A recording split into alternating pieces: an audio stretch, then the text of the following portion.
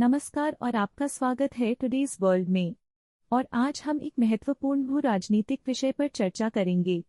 जैसे जैसे दुनिया देख रही है कि इजराइल ईरान के खिलाफ कैसे कार्रवाई कर सकता है, खासकर उसके परमाणु स्थलों को निशाना बनाते हुए, डोनाल्ड ट्रंप का एक नया बयान चर्चा का विषय बना हुआ है। आप में से कई लोगों ने यह बयान देखा होगा, यहाँ तक कि भारत में भी यह वायरल हो गया है। हाल ही में डोनाल्ड ट्रंप ने एक साहसिक बयान दिया है जिसमें कहा गया है कि इजराइल को तुरंत ईरान के परमाणु स्थलों पर हमला करना चाहिए, जहां परमाणु परीक्षण और रिएक्टरों का निर्माण हो रहा है। ट्रंप का सुझाव है, पहले उन स्थलों को निशाना बनाओ और बाकी चीजों के परिणामों की चिंता बाद में करो।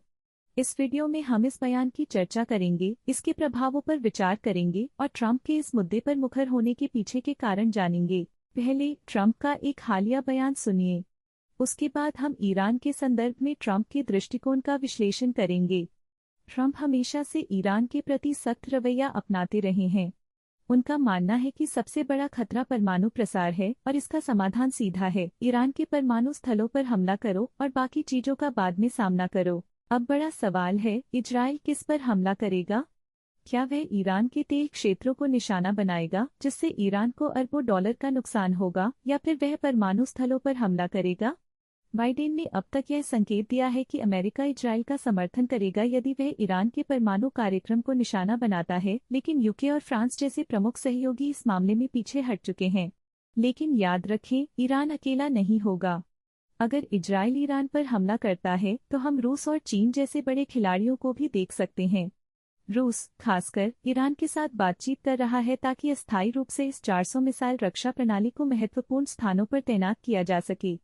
इससे इजराइल के F-35 फाइटर जेटों के लिए सफल हमला करना बहुत मुश्किल हो जाएगा। यहाँ एक लेख है वॉशिंगटन टाइम्स से जो बताता है कि कैसे रूसी हथियार ईरान की रक्षा को मजबूत करने में मदद कर रहे हैं। ईरान के पास पहले से ही इस 300 प्रणाली है, लेकिन अगर इस 400 तेहरान और अन्य बड़े शहरों में तैनात किया जाता है तो बड़े पैमाने पर हमले करना बहुत कठिन हो जाएगा। यहाँ एक लेख है वॉशिंगटन टाइम्स से जो बताता है कि कैसे रूसी हथियार ईरान की रक्षा को मजबूत करने में मदद कर रहे हैं। ईरान के पास पहले से ही इस 300 प्रणाली है, लेकिन अगर इस 400 तेहरान और अन्य बड़े शहरों में तैनात किया जाता है तो बड़े पैमाने पर हमले करना बहुत कठिन हो जाएगा। एक बात स्पष्ट है, मध्य पूर्व टकराव के कगार पर है और इजराइल की प्रतिक्रिया जल्द ही आ सकती है। 7 अक्टूबर 2023 उस दिन की वर्षगांठ है जब हमास के हमले में 1200 इजरायली नागरिकों की जान गई थी। इसलिए तनाव बहुत अधिक है। विशेषज्ञों का मानना है कि इजराइल जल्द ही एक महत्वपूर्ण प्रतिक्रिया देने जा रहा है, संभवतः अगले 48 घंटों के भीतर। क्या इजराइल ट्रंप की सलाह पर चलकर सीधे परमाणु स्थलों को निशाना बनाएगा या फिर बाइडेन के अधिक सतर्क दृष्टिकोण का पालन करेगा? हमें देखना होगा। जैसे ही कोई अपडेट आएगा, मैं आपको सबसे ताज़ा जानकारी दूंगी। देखने के लिए धन्यवाद। लाइक, शेयर और सब्सक्राइब करना न भूलें। सूचनात्मक रहें, अपडेट रहें और भगवान आपका भला करें।